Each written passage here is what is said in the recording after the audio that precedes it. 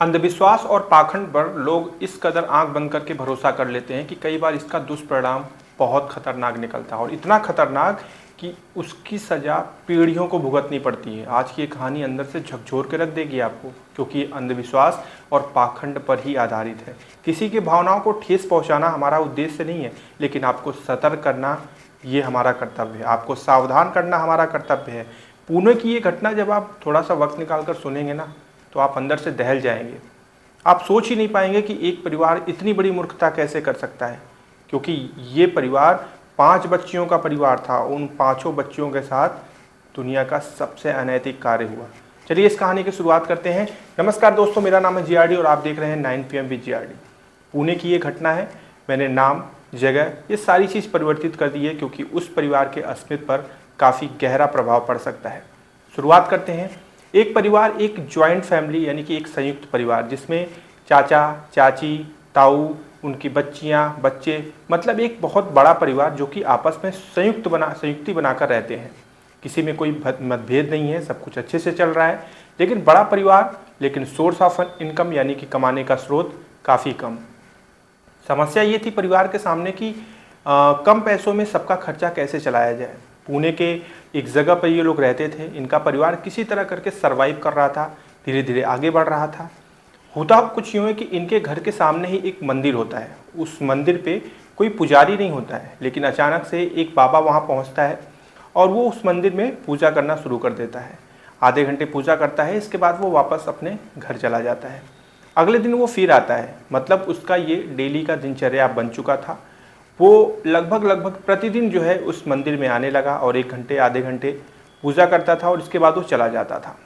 अब मंदिर घर के सामने ही था, इसलिए घर के लोग उस बाबा से के संपर्क में भी थोड़ा बहुत आने लगे। वो लोग बातचीत करने लगे और ये जानने की कोशिश करने लगे कि ये बाबा कौन है, कहाँ से आते हैं, बड़े अच्छे हैं, ये डेली आते हैं, पूजा करते हैं, फिर चले जाते हैं। बाबा ने भी उनसे नज़दीकियाँ बढ़ाना शुरू किया और धीरे धीरे करके घर में भी आने लगे। घर में आते थे, वो बाबा जब आता था तो वो पूजा करता था, पूजा करने के बाद फिर इनके घर आता था, चाय नाश्ता करता था, फिर वो चला जाता था। इस चीज़ से घर में किसी को परहेज़ नहीं था, लेकिन इस घर में एक बड़ी बच्ची थी जिसकी उम्र लगभग 16 साल थी। वो घर की सबसे बड़ी बेटी थी और उसको इस बाबा से काफ़ी परहेज़ था। वो हमेशा से कहती थी कि मुझे ये बाबा पसंद नहीं आता, पता नहीं क्यों, मुझे अच्छा नहीं लगता। लेकिन परिवार वाले उसकी इस बात पर कोई गौर नहीं करते थे। बोलते थे कि बच्ची है, ऐसे ही बोलती होगी, उसे नहीं पसंद होगा। खैर, ये सिलसिला आगे बढ़ने लगा और एक दिन बाबा आता है, इनके घर में खाना वगैरह खाता है और खाते वक्त वो बोलता है कि मुझे पता नहीं ऐसा क्यों लग रहा है कि तुम्हारा पूरा परिवार इतने कष्ट में क्यों है। तुम्हारी कुंडली, तुम्हारा भाग्य, तुम्हारी चीज़ें बहुत अच्छी हैं, लेकिन तुम लोग कहाँ फंसे हुए हो। ये सुनकर परिवार के जो बड़े सदस्य होते हैं वो लोग कहते हैं कि बाबा आप कुछ इसका निवारण निकालिए, कैसे इन सारी चीज़ें हो पाएंगी। वो बाबा को एक अच्छा मौका मिलता है, वो बैठता है, आंखें बंद करता है और ध्यान मग्न होने का एक घनघोर नाटक करता है। और करते हुए फिर वो बताता है कि यार, मतलब मैं बता नहीं सकता कि तुम्हारे पूरे घर के नीचे सोना गड़ा हुआ है। ये बात विश्वास कर पाना घर वालों के लिए बहुत मुश्किल थी, लेकिन उस परिवार का जो बीच वाला बेटा था रमेश, उसने, ध्यान रखिएगा कि मैंने नाम परिवर्तित किया है, रमेश को लगता है कि शायद बाबा सही कह रहे होंगे और अगर ऐसा है, सच में सोना मिल जाता है, तो हमारे परिवार की स्थिति काफ़ी बढ़िया हो जाएगी। बाबा ने जब ये सलाह दी तो उसके बदले बाबा ने 5,000 रुपये परिवार वालों से लिए। उनकी आर्थिक स्थिति पहले से ही खराब थी, लेकिन फिर भी 5,000 रुपये उनको बाबा को देना पड़ा।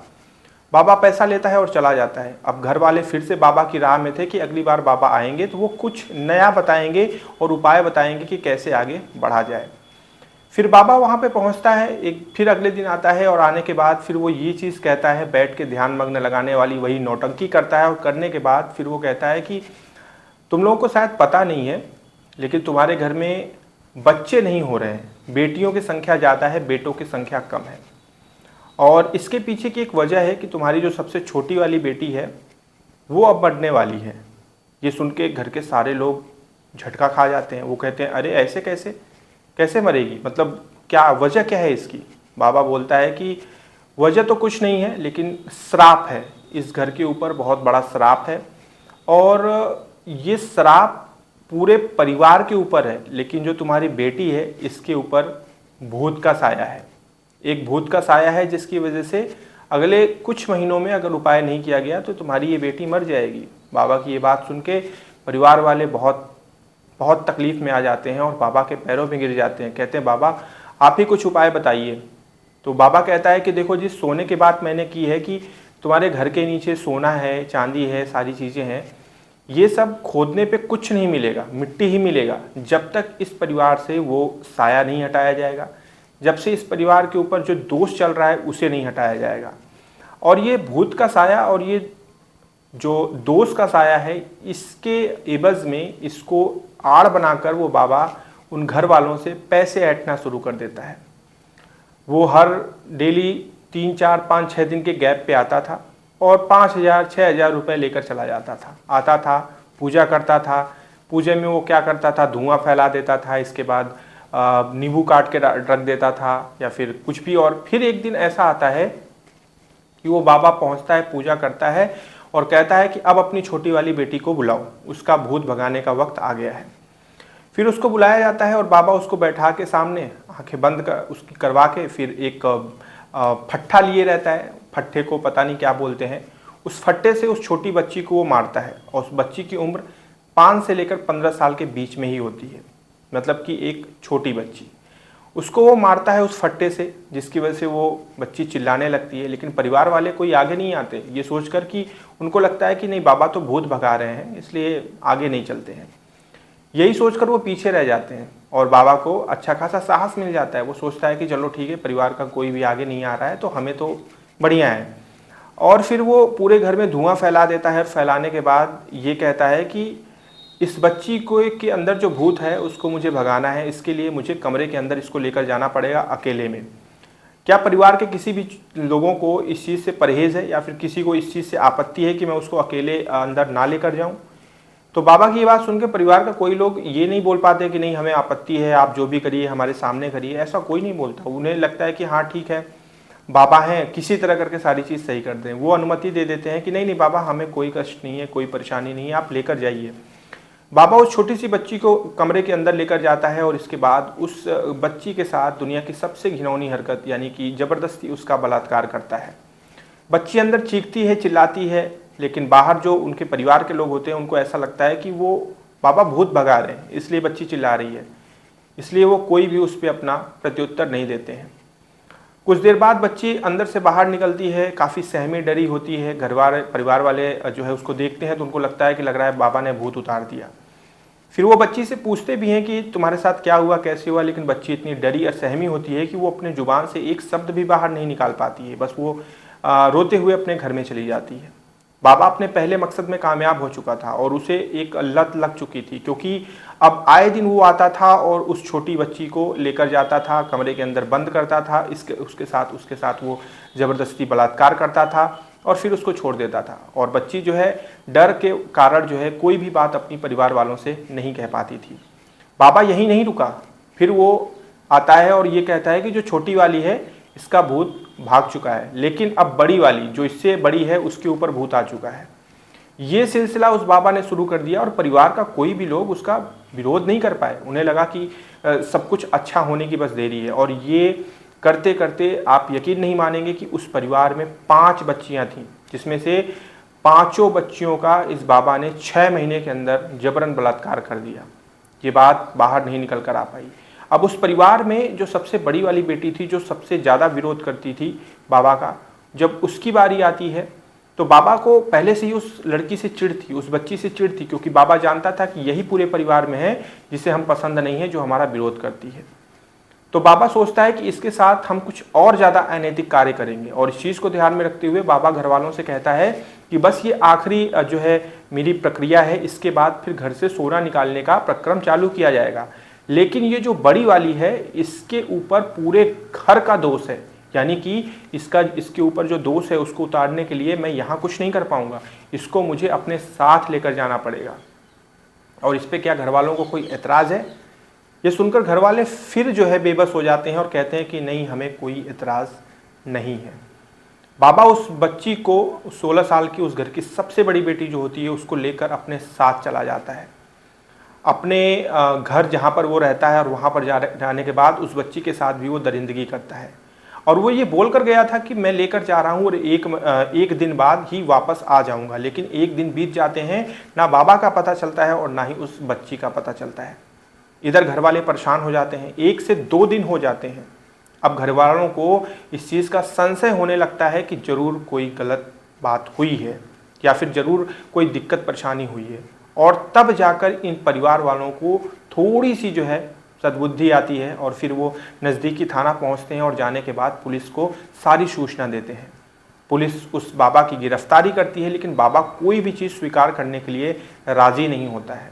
वो कहता है कि ऐसा कुछ नहीं है, मैं तो सिर्फ जो है इनकी सुरक्षा और इनकी उन्नति के लिए कार्य कर रहा था।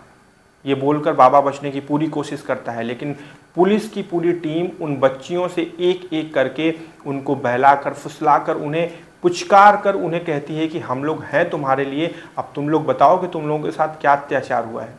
इसके बाद जो सारी बच्चियां होती हैं वो एक एक करके बाबा के उस अनैतिक कार्यों का पर्दाफाश करती हैं, बताती हैं कि उनके साथ उस बाबा ने भूत भगाने के नाम पर कितना घनघोर अत्याचार किया है। जब ये बात निकल कर बाहर आती है ना, तो हर कोई, किसी की आंखें, हर किसी का दिल, हर किसी की कान चकरा जाते हैं। कोई यकीन नहीं कर पाता कि अरे ये कैसे हो गया। एक ही परिवार की 5 बच्चियों का बलात्कार कर दिया एक बाबा ने, सिर्फ और सिर्फ भूत भगाने के चक्कर पे। और परिवार के लोग पाखंड और अंधविश्वास में इतने अंधे हो चुके थे कि उन्हें ये नहीं समझ में आया कि उनकी घर की इज्जत किसी और के हाथ में जा रही है और वो उनकी इज्जत के साथ बहुत बुरी तरीके से खेल रहा है। ये हुआ था पुणे के उस परिवार में। खैर, आज वो परिवार अभी भी उस परिवार, मतलब जो वो परिवार है, अभी भी उन चीज़ों से बाहर नहीं निकल पाया है, क्योंकि उस परिवार में ये चीज़ देखने को मिल रही है। इस वाक्यांश को हुए लगभग 3 से 4 साल हो गए। उस बाबा के ऊपर केस चल रहा है, वो अभी जेल में है। वो बहुत बार कोशिश भी कर चुका है परिवार वालों को पैसा का लालच देकर कि किसी तरह करके समझौता कर लिया जाए, लेकिन सवाल ये उठता है कि समझौता किस आधार पर किया जाए। मारपीट होती, चाहे कुछ और होता, तो समझौता का एक बार इंसान सोच सकता था। दुनिया का सबसे घिनौना काम यानी कि बलात्कार किया है उस बाबा ने, वो भी एक बच्ची के साथ नहीं बल्कि 5 बच्चियों के साथ।